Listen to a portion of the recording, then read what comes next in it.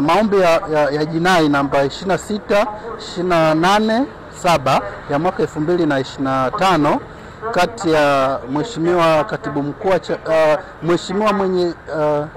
Mheshimiwa Makamu Mwenyekiti wa Chadema John Wegesa Heche na Inspector General wa Polisi na wenzake leo yaliitwa mahakamani, nikiwa na maana Mahakama Kuu Masjala ndogo ya Dar es Salaam kwa ajili ya kusikilizwa.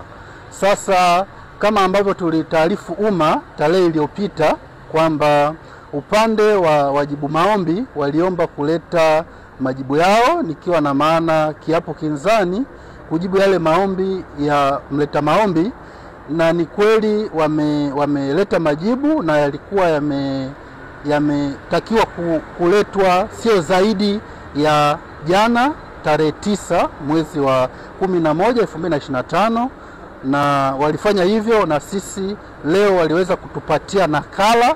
Lakini pamoja na mambo mengine kwenye hayo majibu au kiapo kinzani, wameweza kuleta pingamizi la awali la kisheria.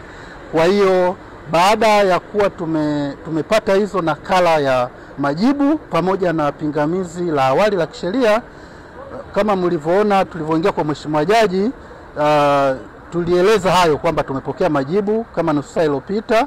Sasa kutokana na mazingira yaliyokuwepo, pingamizi limeletwa muda mchache uliopita. Kwa upande wetu tukaona ni busara kwa faida ya mteja wetu tuweze kupata muda ili tujiandae tuje kufanya kile ambacho mteja wetu ametutuma kusikiliza, na mahakama sasa ipate nafasi ya kusikiliza pande zote na kutoa majibu ya pingamizi la awali pamoja na maombi kwa ujumla. Kwa hiyo Mheshimiwa Jaji amepanga tarehe 13 mwezi huu wa 11 2025 saa 4:30 asubuhi maombi yaje kwa ajili ya kusikilizwa kwa pamoja na pingamizi la awali la kisheria ambalo limeletwa na wajibu maombi.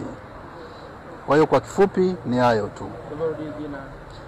Jina la mimi naitwa wakili Selemani Matauka, lakini kwa pamoja nipo na mawakili wenzangu ni Mr.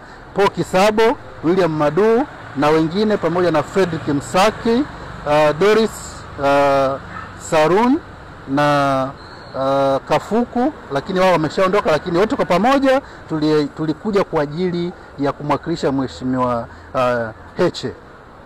Amefanikiwa kuona Heche labda ana hali gani kwa alipo, anasemaje kusema? Kwa ukweli kwa hizi siku mbili hatujaweza kufanikiwa, lakini kwa taarifa ambazo tunazo ni kwamba juzi na jana hali yake haikuwa mzuri na aliweza kufikishwa hospitali ya taifa Muhimbili kwa ajili ya matibabu zaidi. Kwa hiyo tukitoka hapa tutaweza kufuatilia zaidi ili kuona hali yake inaendeleaje, lakini kwa wakati wa siku mbili zilizopita hali yake haikuwa mzuri na alifikishwa Muhimbili kwa ajili ya matibabu na check-up zingine za kitabibu.